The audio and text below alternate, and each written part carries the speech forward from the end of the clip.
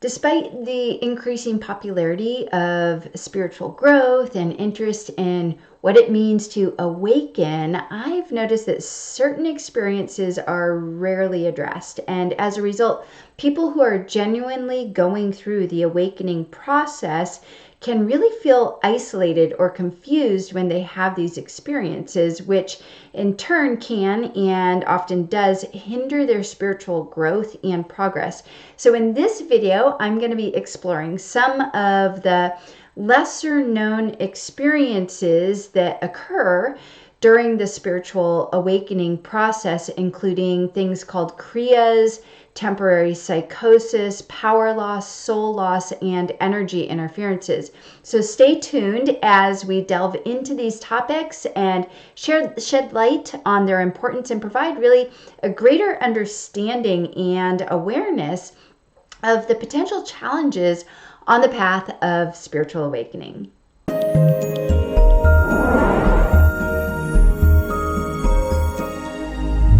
Hey there, I'm Lisa Engles Witter, and welcome to my channel where I help spiritual seekers just like you to harness the ancient wisdom of yoga to live an extraordinary life. The goal of this channel is very simple. It's just to make it easier than ever before for anyone to find happiness, to find fulfillment in their everyday life by using teachings that have already been passed down to us for millennia. Now, finally, before we dive in, be sure to subscribe to my channel if you haven't already, because I post new videos just like this one on a regular basis. A topic that I feel is really important to discuss when you're on the path of spiritual awakening, if you're really on a serious spiritual journey, it's important to be aware of some of the things that can and likely will happen to you. And this comes from not only my own personal experience, but in the work that I do with my clients. It tends to be that most of the clients, almost nearly all at this point of the clients that I work with, are on a path of spiritual awakening. They may even come to me and not recognize, like, oh, I'm having an awakening experience. But that tends to be the clients that I work with. So I have a lot of experience, not only with myself, but also with helping others. And I also have experience in community, within a broader context of spiritual community, and watching my who we would call our guru bhais, those people who are studying the same spiritual teachings and are in their own process of awakening. I have had the opportunity to be in the presence of my guru bhais who are going through their awakening processes and seeing, having direct experience and being literally in the room with and seeing some of the things that can happen. Now, one of the things that happens that may or may not be talked about too much is something called Kriyas. And Kriyas are often spontaneous movements or uprisings that happen that you have absolutely no control over. It could be a Kriya of crying, like just an immense amount of crying for no reason, not understanding why am I crying. I'm just like, everything is coming out of me. It could be laughter, like almost like insane laughter, like the inability to stop laughing. It could just be movements of the body, like jerking movements.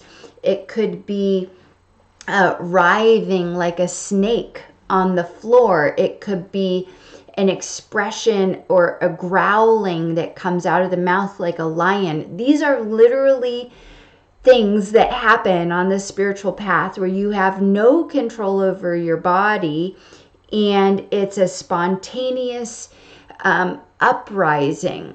And the way that my teacher explained it to someone I thought was really, really beautiful is when a Kriya happens like this to you, it is the goddess letting you know that you are not in control. You are not who you think you are, is not the one that is in control of this physical body. So it's as if you become, for lack of a better word, possessed by some other energy that takes you over for a certain period of time. This happens over and over and over again, and in some spiritual communities, it's encouraged to have these Kriyas as public displays. In other communities, not so much. I was trained in the first lineage that I was in, under the lineage of Paramahansa Yogananda, that yes, Kriyas will happen, and don't give them too much significance or attention. And in fact, don't try to do public displays of Kriyas in front of your gurubhais. And in the Kula, it might happen, but it can become a very, very subtle thing that when it's done in community, it starts to become like, oh, well, this should be happening to me, and it's not.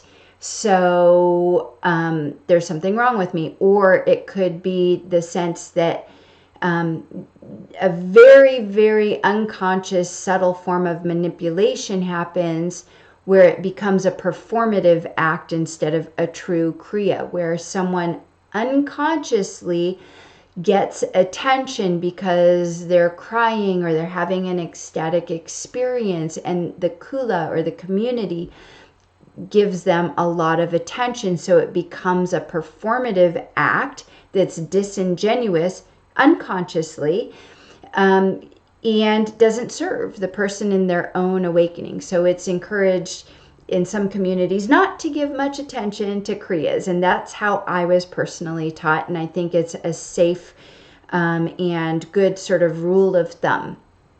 Know that they will happen. Don't give them too much attention, because they are not indicative of being awake. They are just some symptoms of things that happen to the body in the awakening process. Now, the other thing that is very important to note, and I bring this up because it's happened not only to clients of mine, but to gurubhais of mine, is that there can be a temporary type of psychosis that can happen, that can get misdiagnosed, honestly, if there's not someone who's familiar with what happens in the awakening process with some people, is a temporary psychosis. I feel really blessed to have been trained in the work that I do by a teacher who addressed this specifically, and how to work with myself and with my clients when this is happening. And what I can say, and what I know to be true in my own personal experience, is that we can quell or even stave off spiritual psychosis if we have some knowledge ahead of time of a few different things. And these come from the realm of shamanism, but anyone who is aware of Tantra and the teachings of Tantra knows that they have their roots in, it has very shamanic roots.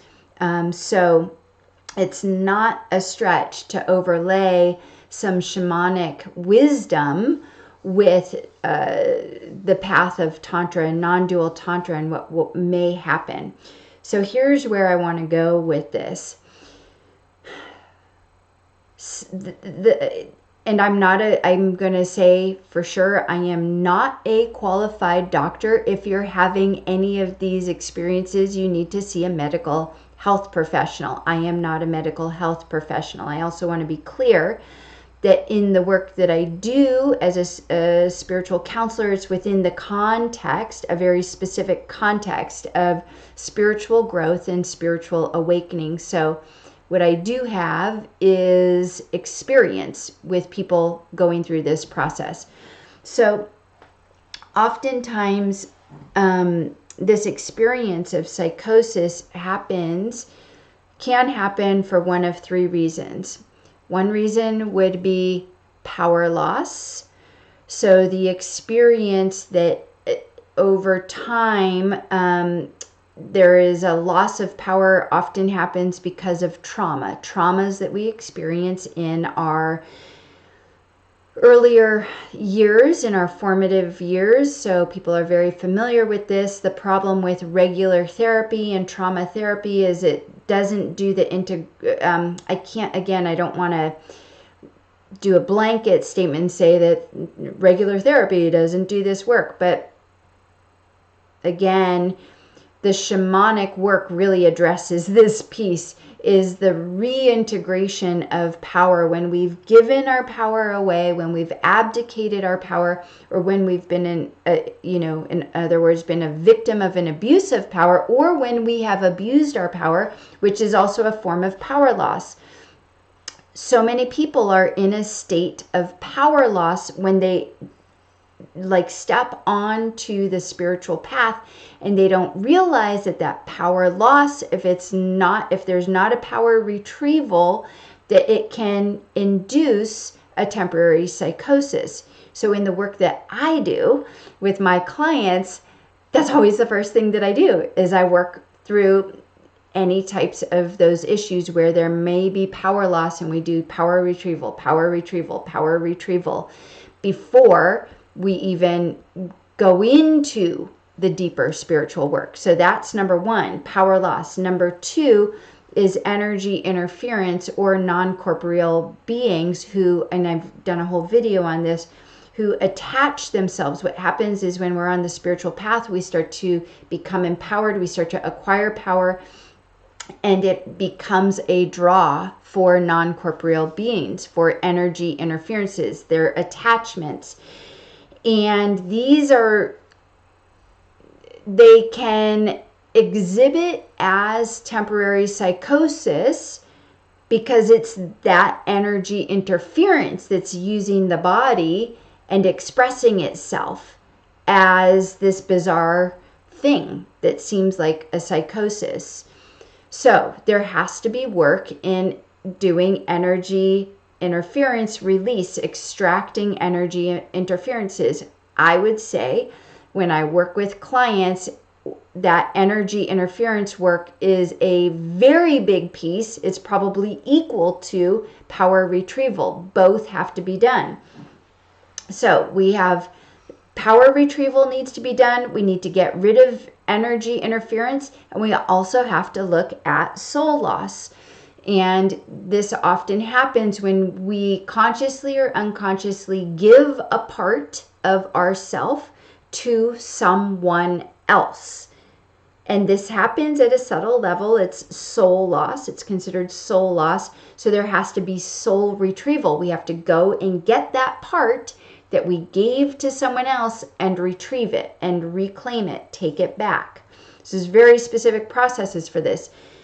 If and when you have had, you've reclaimed your power, you have had soul retrieval, and you've cleared yourself of energy interferences, you're not going to have that experience of psychosis, temporary psychosis in the awakening process. This is, I can't even begin to express how important these concepts are for someone who's on the path of spiritual awakening. And because it's become such a catchphrase these days of, are you awakening? Awaken, awaken, awaken. Awakening is not a pretty path. It's a serious path. So if you're someone who's saying, I want to wake up, well, watch out. Are you prepared? Things are going to happen if you're really, truly, sincerely on this path of awakening. These types of things will happen, and it's my personal and professional opinion that if you're seriously on this path, that you have to be aware of the fact that there is a need for power retrieval, soul retrieval, and clearing all energy interferences. Now, the last thing that I want to say about all of that last piece is that you need to do it with a qualified person. So if you're someone who's thinking, "Oh, well, I've done all my trauma work and my wounding, my experiences in working with clients who've worked with therapists who do trauma work, or other therapists," is oftentimes that's great. They've done the healing trauma, but there's still power loss, and there's still soul loss, and there's still energy interferences. So working with someone who specifically does that type of work, in my opinion, again, I have to keep saying that, is critical to maintaining a sense of groundedness as you move forward on the spiritual path. So if you have any questions or comments, I'd love to hear them in the in the comments below. Let me know what you think, any questions that you have. I always respond. And until next time, be safe, be well, and namaste.